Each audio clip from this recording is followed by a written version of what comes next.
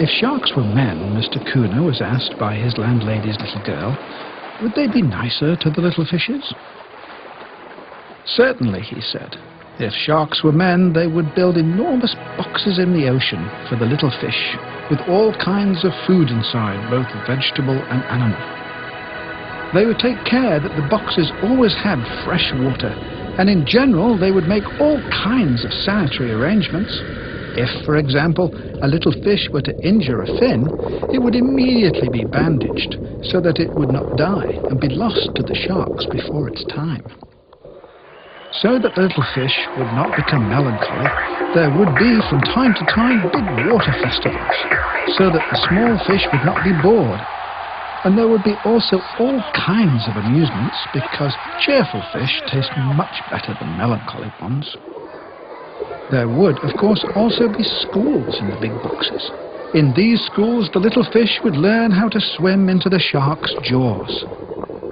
They would need to know geography, for example, so that they could find the big sharks who lie idly around somewhere.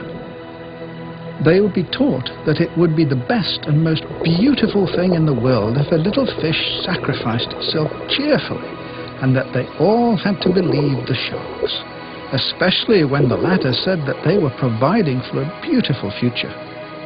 The little fish would be taught that this future is assured only if they learned obedience. If sharks were men, they would, of course, also wage wars against one another in order to conquer other fish boxes and other little fish. The wars would be waged by their own little fish.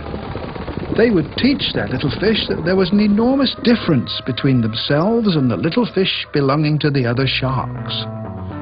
Little fish are silent in quite different languages, and hence find it impossible to understand one another.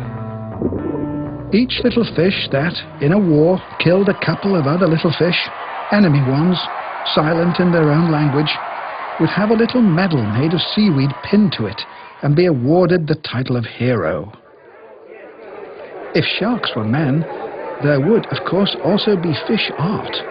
Sharks would support and help little fish artists, and the other little fishes would admire them. There would also be a religion.